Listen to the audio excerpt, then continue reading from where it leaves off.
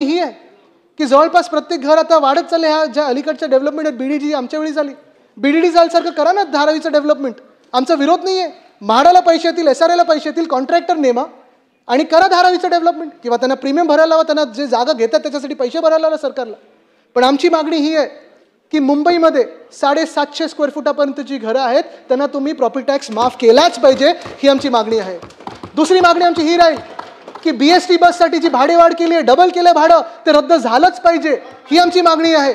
Adani tax जो तुम्ही आमच्यावर लावत आहात, जो हा अन्यायी अदानी टॅक्स आहे, तो रद्द केलाच पाहिजे. नुसतं पुढे ढकलून चालणार नाही, रद्द केलाच पाहिजे. आणि जे मुख्यमंत्र्यांनी महोदयांनी मला आश्वासन दिलं होतं नागपूरच्या अधिवेशनामध्ये की जे मुंबईमध्ये फ्री होल्ड करण्यासाठी जो कन्व्हर्जनचा चार्ज लागतो तो कमी करणार आहे, ते आश्वासन अजून बाकी आहे. माझी विनंती एवढीच राहील, जर तुम्हाला निवडणुकीच्या तोंडावर करायचं असेल राजकीय दृष्टीने करा, पण तेव्हा सगळी यंत्रणा ही निवडणुकीत लागली असते, लोकांचा फायदा होत नाही.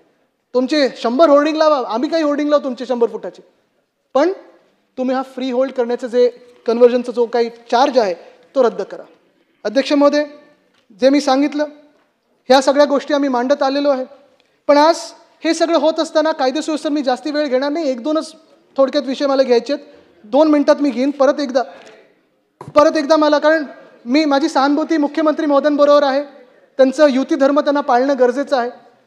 त्यांचं मी पहिलंच सांगितलं होतं की अभिनंदन करायचं ते ह्या गोष्टीसाठी करायचं की ज्या लोकांसोबत ते बसलेत, जे बाकीच्या गटांमध्ये आहेत, चड्डी बनियन गँग, ते काय करतात त्याच्यात एक गोष्टी आहे, ते एक गोष्ट आहे त्याच्यात काही केलं त्या चड्डी बनियन गँगनी, कुठे जाऊन बुक्का मारतात, कुठे जाऊन काही करतात, तर काय करतात ते मग येऊन, कारण त्यांच्यावर कारवाई तर होत नाही, ते काय बोलतात, मुख्यमंत्री महोदयांना येऊन सांगतात की पहली गल है की सारी गलती मेरी नहीं.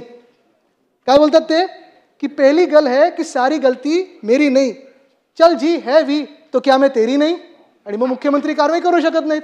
तर मी मुख्यमंत्र्यांचं कौतुक ह्याच्यासाठी करतो की त्यांनी खूप सहनशीलता दाखवलेली आहे.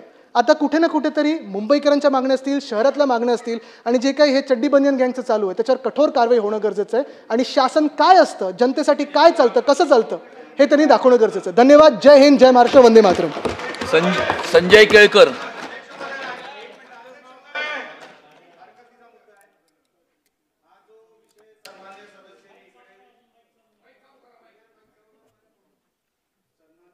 त्यांनी हे जे काही शब्द वापरलेत, नेमकं कोणावर कारवाई व्हावी, नेमकं त्यांची चड्डी कोण, त्यांची बनियान कोण, हे एकदा त्यांनी सांगावं ना.